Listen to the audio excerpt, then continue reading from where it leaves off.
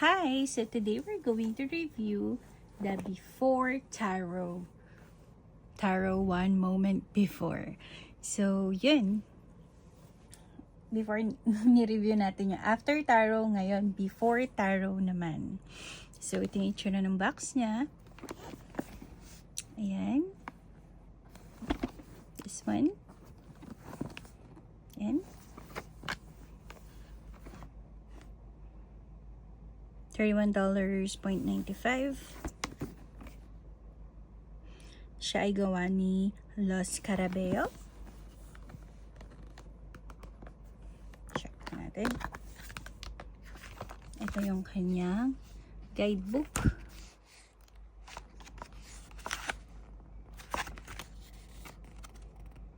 Okay, this one merong upright and reverse. Ayan, meron siyang upright and reverse. And, ang ganda, colorful din yung kanyang guidebook. Ang ganda. Tsaka may ano siya, oh.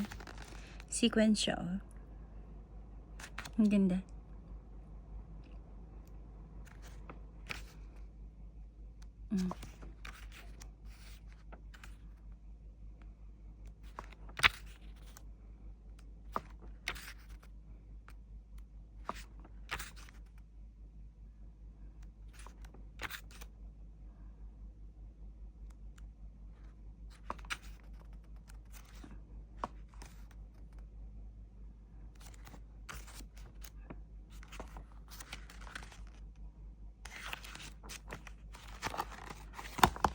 Ang ganda. Ang kapal. So, check na natin yung cards. Set aside na muna natin siya. Lagyan natin siya dito. Ito yung ano niya. So, meron siyang 2 extra cards. Yung Los Carabeo. And then, sorry. Before Tarot. Okay. So, back of the card, flower din siya, tulad ng After Tarot. And then, pwede siyang reverse, no? Hindi halata kapag naka-reverse.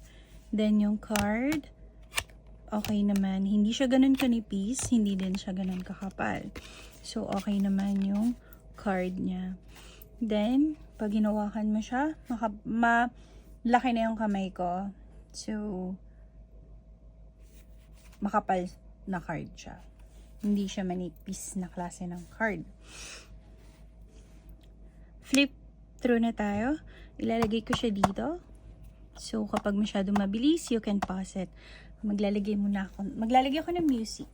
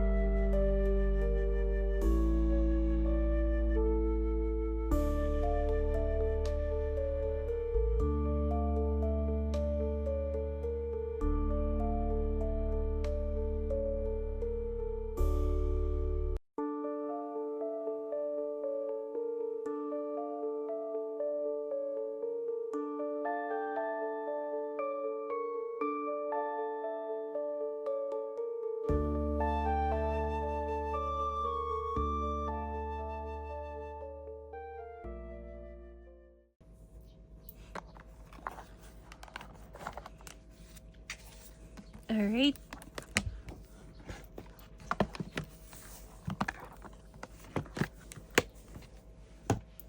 So, ayan siya.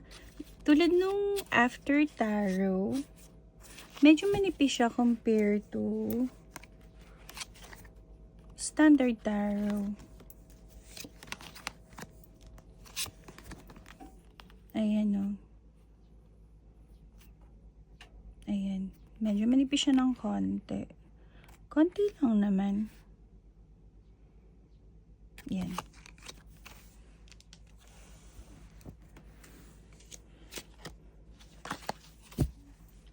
So, try natin siya i-shuffle.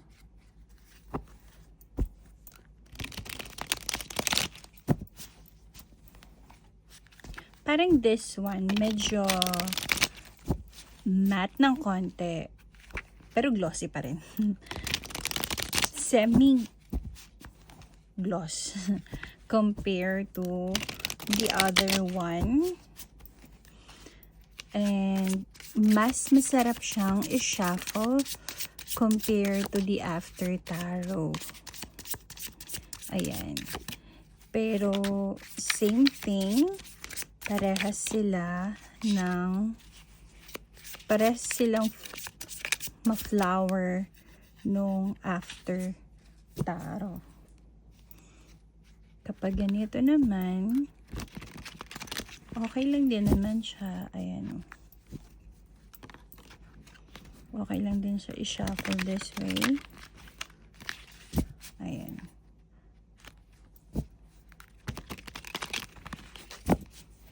So, hindi ko siya nire-recommend na i-shuffle na ng ganito. Kasi feeling ko mabilis siyang magbe-bend. Siguro pag ganito na lang. Pag ganyan na lang. Kasi kapag pag ganun, pakiramdam ko mabilis siya magbe-bend eh. Pag ganyan. Sa texture ng card niya, feeling ko madali siyang magbe-bend. Yung texture ng card na to. Ayun. And same thing, parang nakukulangan ako sa color nung images. No? Ayan no. Parang ang pastel para sa akin nung kulay niya. So, overall, for me, this one is 8 out of 10. Alright, so if you have any tarot in mind that you want me to review, just let me know. I'll try my best to find it. Tarot, Lenormand, or oracles, baka may available na din siya. If available na siya, I'll review it first. If not, I'll try my best to find it. Alright?